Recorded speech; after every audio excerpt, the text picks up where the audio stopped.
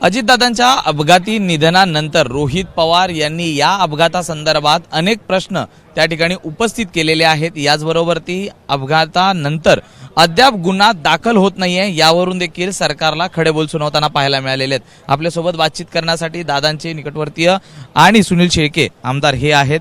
काय सांगाल, ज्या पद्धतीने रोहित पवार एक एक प्रश्न उपस्थित करत आहेत अजितदादांच्या एकूणच अपघातासंदर्भात? मुळामध्ये दादांच्या अपघातानंतरनं फक्त पवार कुटुंबीय किंवा राष्ट्रवादी काँग्रेस पक्षाची नाही तर संपूर्ण राज्याची हानी झालेली आहे। स्वतः मुख्यमंत्री असतील, उपमुख्यमंत्री शिंदेसाहेब असतील, पक्षातले राष्ट्रवादी काँग्रेस पक्षातले प्रमुख नेते हे देखील सीबीआय चौकशीच्या माध्यमातून संपूर्ण तपास या संपूर्ण घटनेचा करतायत। काही कालावधी जाईल, परंतु यातली सत्यता बाहेर आल्याशिवाय राहणार नाही।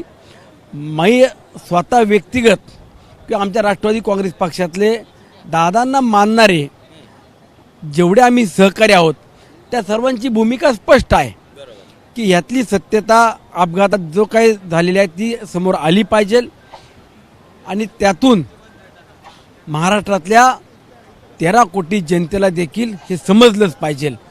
परंतु मीडियासमोर येऊन वेगवेगळे काहीतरी पुरावे आहेत, काहीतरी वेगळी माहिती आहे, हे सातत्यानं जे सांगितलं जातं हीच माहिती राज्याचे प्रमुख मुख्यमंत्री असतील, उपमुख्यमंत्री शिंदेसाहेब असतील, इथे असलेलं पोलीस महासंचालक असतील किंवा स्वतः पवार साहेबांकडे ही संपूर्ण माहिती द्यायला काय अडचण आहे?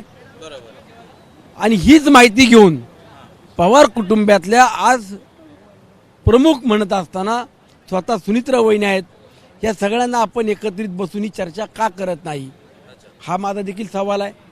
दादा गेल्यानंतरनं कुणाला दुःख नाहीये, कुणाला वेदना नाहीयेत, हे प्रत्येकालाच आहे।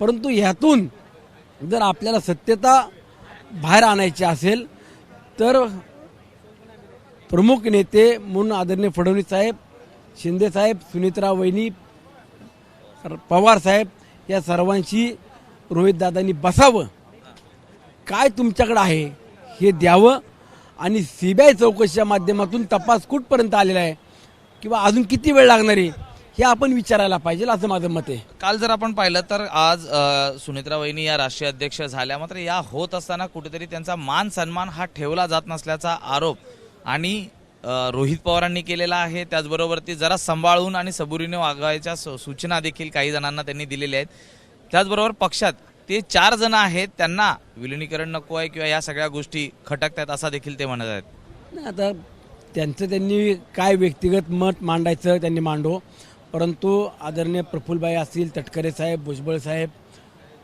हे सर्वच प्रमुख नेते दादांच्या सोबत गेले 35-40 वर्ष राजकीय जीवनामध्ये काम करताना आपण पाहिलं आणि सर्वांची भूमिका, सर्वसामान्य कार्यकर्त्यांची भूमिका स्पष्ट होती की दादांच्या पश्चात उत्तराधिकारी म्हणून सुनीत्रा वहिनी असल्या पाहिजे आणि स्वतः तटकरे साहेब, प्रफुल्लभाई किंवा आम्ही सर्वजण ती जबाबदारी सुनीत्रा वहिनीने घ्यावी याकरता आग्रही होतो। त्यांनी ती जबाबदारी घेतली, पक्षातल्या प्रमुख नेत्यांनी त्यांची ती जबाबदारी पूर्ण करतायत।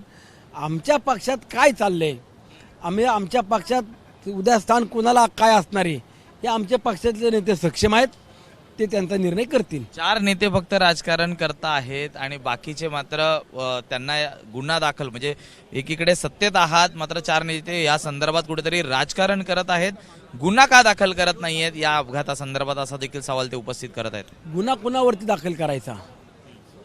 जे चौकशी करतायत, जो विभाग चौकशी करतोय, सीबीआय असेल किंवा अजून इतर यंत्रणा ज्या चौकशा करतायत पोलीस विभागातल्या, त्यांच्यावर आपण गुन्हा दाखल करायचा का? हा गुन्हा दाखल करणं रोहित दादा जर म्हणत असतील तर आम्ही सुद्धा त्यांच्यासोबत आहोत, पण त्यात नक्की सत्यता काय आहे आणि त्यातून आपल्याला साध्य काय करायचे हे देखील त्यांनी सांगावं। शेवटचा प्रश्न आहे, नरहरी झिरवळ यांच्या विभागात नुकतीच एसीबीची कारवाई झाली, मात्र जाणीवपूर्वक सत्तेतलीच माणसं नरहरी झिरवळ यांना अडचणीत आणत आहेत।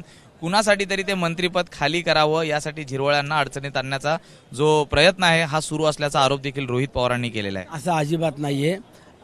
जे काय काल स्वतः मुख्यमंत्र्यांनी सुद्धा सभागृहात सांगितलं की ही स्वतंत्र यंत्रणा आहे, कुणावरती काय चौकशी लावायची किंवा कुणावरती कशा पद्धतीने जाऊन तपास करायचा हा सर्वस्वी अधिकार त्या यंत्रणेचा आहे. त्यामुळं मला असं वाटतं की याच्यात आपण अधिक बोलणं उचित नाही. धन्यवाद सर आमच्याशी बातचीत केल्याबद्दल. व्हिडिओ जर्नलिस्ट अनिल सनगरेसह मी सूरज सावंत, एबीपी माझा, मुंबई. एबीपी माझा, उघडा डोळे बघा नीट.